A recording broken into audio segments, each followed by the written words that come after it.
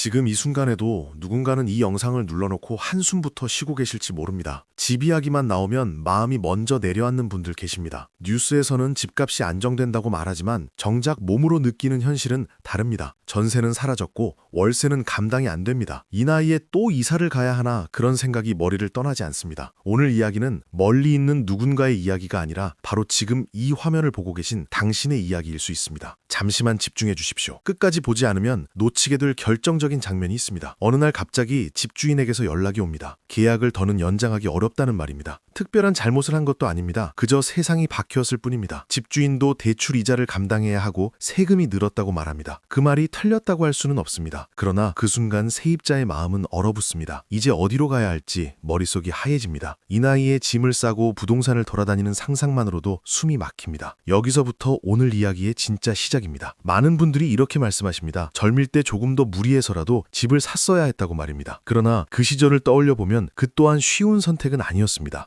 아이들 교육비에 부모님 병원비에 월급은 빠듯했습니다. 집값은 늘 부담스러웠고 대출은 두려웠습니다. 그렇게 하루하루 성실하게 살았을 뿐인데 어느새 무주택자라는 이유로 설 자리가 줄어들었습니다. 이것이 개인의 잘못일까요? 아니면 구조의 문제일까요? 이 질문이 다음 장면으로 우리를 끌고 갑니다. 동네 부동산을 찾습니다. 문을 열고 들어서는 순간 이미 표정에서 답을 느낍니다. 전세는 거의 없다는 말이 나옵니다. 월세는 예전과 다릅니다. 관리비를 포함하면 매달 나가는 돈이 연금이나 월급의 절반을 넘깁니다. 잠시 계산기를 두드리다 결국 고개를 젓게 됩니다. 그때 부동산 창밖으로 보이는 거리의 풍경이 낯설게 느껴집니다. 분명 오래 살아온 동네인데 더 이상 나를 반기지 않는 듯합니다. 이 장면에서 많은 분들이 같은 감정을 느끼셨을 것입니다. 바로 이 지점이 다음 이야기를 부르는 갈등의 중심입니다. 집은 단순한 공간이 아닙니다. 집은 기억이고 삶의 무게입니다. 아침에 눈을 뜨고 창문을 여는 순간의 익숙함입니다. 그 익숙함을 잃는다는 것은 단순히 이사 문제가 아닙니다. 삶의 뿌리가 흔들리는 일입니다. 그래서 중년 이후의 이사는